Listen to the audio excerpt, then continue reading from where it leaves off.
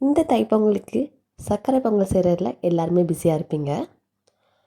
உங்கள் சர்க்கரை Pongal colour, texture, taste எல்லாமே பர்ஃபெக்டாக வரணுன்னா நான் சொல்லித்தர மாதிரி 3 டிப்ஸை ஃபாலோ பண்ணுங்கள். உங்கள் சர்க்கரை பொங்கல் தான் டாப்பாக இருக்கும். ஸோ இது எப்படி செய்யலான்னு வீடியோக்குள்ளே போயிடலாம். இப்போ நம்ம அடுப்பை பற்ற வச்சு கடாய் வச்சுக்கலாம். கடாய் ஹீட் ஆனதும் பாசிப்பருப்பு, நான் அன்றைக்கி ஒரு 3-4 டேபிள் ஸ்பூன் அளவு பாசிப்பருப்பு சேர்க்குறேன். கடாயில் லைட்டாக வறுத்து எடுத்துக்கணும், கரிஞ்சிடக்கூடாது. ஒரு 2 நிமிஷம் போல் லைட்டாக வறுபடணும். அதாவது அதை மணம் வரத வர நல்லாவே வறுத்து எடுத்துக்கிடலாம். இப்போ நம்ம ஸ்டவ் ஆஃப் பண்ணிக்கலாம். நல்லா வறுபட்டாச்சு. இப்போ நம்ம ஒரு கிண்ணத்தில் 1 கப் பச்சரிசி நான் சேர்த்துக்கிறேன். நான் 1 கப்பில் தான் செய்ய போகிறேன் சர்க்கரை பொங்கல். ஸோ அதனால் 1 கப் அளவு பச்சரிசி, நம்ம வறுத்து எடுத்த பாசிப்பருப்பு சேர்த்துட்டு ஒரு 2-3 டேபிள் ஸ்பூன் போல் அளவு ஜவ்வரிசியும் சேர்த்துக்கலாம். ஜவ்வரிசி சேர்க்குறனால சர்க்கரை பொங்கல் நல்லா பலபலன்னு சூப்பராக வரும். இப்போது தண்ணி ஊற்றி லைட்டாக வாஷ் பண்ணி எடுத்துக்கலாம். வாஷ் பண்ணதுக்கப்புறமா நம்ம இது ஊற வைக்க போகிறோம். ஊற வச்சு செஞ்சால் நமக்கு சர்க்கரை பொங்கல் நல்லா டேஸ்ட்டாக நல்லா குயிக்காக வெந்துடும். ஒரு 20 அல்லது 25 நிமிஷம் போல் ஊற வச்சு எடுத்துக்கலாம். ஸோ ஒரு 25 நிமிஷம் கழித்து நமக்கு நல்லா ஊறிடுச்சு. இப்போது நம்ம ஊற வச்ச அந்த அரிசி பருப்பையும் நல்லாவே வாஷ் பண்ணி வடிகட்டினதுக்கப்புறமா ஒரு ப்ரெஷர் குக்கரில் சேர்த்துக்கலாம். சேர்த்துட்டு நான் அன்றைக்கி இந்த டம்ளர் அளவு நான் பச்சரிசி எடுத்திருக்கேன். ஸோ அதனால் ஒரு 4-5 கப் அளவு தண்ணி சேர்த்துக்கலாம். நமக்கு நல்லா குழையணும் இல்லையா அரிசி பருப்பு. ஸோ அதனால் நான் அன்றைக்கி ஒரு 4 கப் அளவு தண்ணி சேர்க்குறேன். சேர்த்துட்டு மூடி போட்டு நம்ம விசில் வச்சு ஒரு 4-5 விசில் வர நல்லாவே நம்ம அடுப்பை பற்ற வச்சு வேக வச்சு எடுத்துக்கிடலாம். இது வேகட்டும். நம்ம சைட் பை சைடாக வெல்லம் கரைச்சலுக்கு ரெடி பண்ணிடலாம். நான் அன்றைக்கி ஒரு கிண்ணத்தில் நான் 1 கப் அளவு பச்சரிசி எடுத்து இல்லையா, ஸோ அதே கப் அளவு 3/4 கப் அளவு பொடிச்ச வெல்லம் நான் எடுத்திருக்கேன். நீங்கள் முழு வெல்லம் இல்லைனா கருப்பட்டி இப்படி எதனாலும் சேர்த்துக்கலாம். நான் அன்றைக்கி பொடிச்ச வெல்லத்தை எடுத்திருக்கேன். வெல்லம் சேர்த்துட்டு ஒரு 3/4 கப் அளவு தண்ணி நான் சேர்க்குறேன். சேர்த்துட்டு நம்ம அடுப்பை பற்ற வச்சு நல்லாவே கட்டுகள் இல்லாமல் கரைச்சி எடுத்துக்கலாம். ஸோ நான் வெல்லம் பவுடர் எடுத்திருக்கேன். ஸோ அதனால் டக்குன்னு நாளுக்கு கரைஞ்சிருச்சு. ஸோ இப்போ நம்ம ஒரு 5 விசில் ஆனதுக்கப்புறமா ஸ்டவ் ஆஃப் பண்ணிவிட்டு நல்லாவே ப்ரெஷர் போகணும். ப்ரெஷர் போனதுக்கப்புறமா நம்ம ஓப்பன் பண்ணால் நம்மளுக்கு நல்லாவே வெந்து வந்துடும்.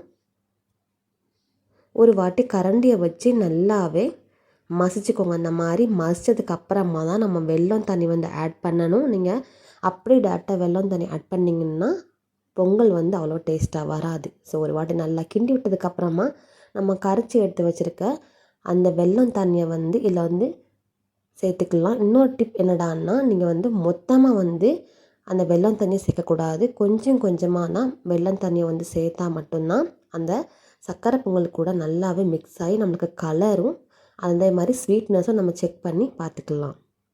இப்போ இது கூட ஒரு 1/2 கப் அளவு பால் சேர்க்குறேன். பால் சேர்க்கறனால நம்மளுக்கு சாஃப்டாக டேஸ்ட்டாக கிடைக்கும் சர்க்கரை பொங்கல். ஸோ பாலும் அந்த வெல்லம் தண்ணி ஊற்றினதுக்கப்புறமா ஒரு வாட்டி நல்லாவே இந்த மாதிரி மிக்ஸ் பண்ணி எடுத்துக்கலாம். ஸோ லாஸ்ட்டாக நம்மளுக்கு இனிப்பு காணலைன்னா இன்னும் கொஞ்சம் வெல்லம் தண்ணி சேர்த்துக்கிட்டு ஒரு வாட்டி நல்லாவே மிக்ஸ் பண்ணி எடுத்துக்கலாம். நல்லா கிளறினதுக்கப்புறமா இப்போ ஒரு வாட்டி ஸ்டவ் ஆன் பண்ணி ப்ரெஷர் குக்கரை வச்சு லைட்டாக ஹீட் பண்ணணும். அதாவது கொதிக்க விடக்கூடாது. நம்ம வெல்லம் தண்ணி சேர்த்ததுக்கப்புறமா கொதிக்க விட்டால் நம்மளுக்கு சர்க்கரை பொங்கல் கெட்டியாயிரும். ஆறுனதுக்கப்புறமா நம்மளுக்கு சாஃப்டாகவே இருக்காது, கெட்டி பதத்துக்கு வரும். ஸோ இந்த மாதிரி இருக்கும்போது நம்ம ஸ்டவ் ஆஃப் பண்ணிடலாம். இப்போ லாஸ்ட் நிமிஷம்னால நம்ம இதுக்கு முந்திரி பருப்பு, திராட்சை வறுத்து எடுத்துக்கலாம். ஸோ அதுக்கு அடுப்பில் ஒரு சின்ன கடாய் வச்சுக்கலாம். அதில் நெய் சேர்த்துக்கலாம். பாருங்கள் நெய் எவ்வளோ பியூரஸ்ட்டாக எவ்வளோ மஞ்சள் நிறத்தில் இருக்குதுன்னு. இது நம்ம வீட்டில் செஞ்ச நெய் தான். நம்ம ஆல்ரெடி நம்ம சேனலில் நெய் எப்படி இருக்கிறத வீடியோ போட்டிருக்கேன். உங்களுக்கு தேவைப்பட்டால் நான் ஸ்க்ரீன் அண்ட் கார்டில் கொடுத்துருக்கேன், செக் பண்ணி பார்த்துக்கோங்க. ஸோ நெய் தான் மெயின் இன்க்ரீடியண்ட். நெய் எவ்வளோ அளவு மணமாக இருக்கோ டேஸ்ட்டாக இருக்கோ, ஸோ அந்தளவு சர்க்கரை பொங்கல் ரொம்பவே டேஸ்ட்டாக கிடைக்கும். இப்போது கொஞ்சமாக முந்திரி, கொஞ்சமாக திராட்சையை சேர்த்துக்கலாம். இந்த ஸ்டேஜில் 2 ஏலக்காய் இடித்து சேர்த்துக்கலாம். ரொம்ப வாசமாக இருக்கும். நீங்கள் அப்படி இல்லைனா ஏலக்காய் பொடி கூட நீங்கள் சேர்த்துக்கலாம். இந்த மாதிரி பொன்னிறமாக முந்திரியும் திராட்சையும் ஆனதுக்கப்புறமா நம்ம இறக்கி வச்ச அந்த சர்க்கரை பொங்கல் கூட இதில் சேர்த்துக்கலாம்.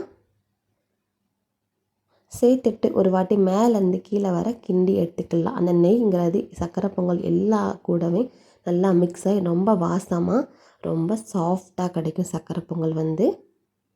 ஸோ இந்த கன்சிஸ்டன்சிக்கு இருக்கணும். பாருங்கள், இந்த மாதிரி கெட்டியாக இல்லாமல் தண்ணியும் இல்லாமல் நிதானமான கன்சிஸ்டன்சிக்கு இருந்தால் தான் நம்மளுக்கு வந்து ஆறுனதுக்கப்புறமா நம்ம சாப்பிடும் போது நாக்கில் வச்சோடனே கரைஞ்சிரும்.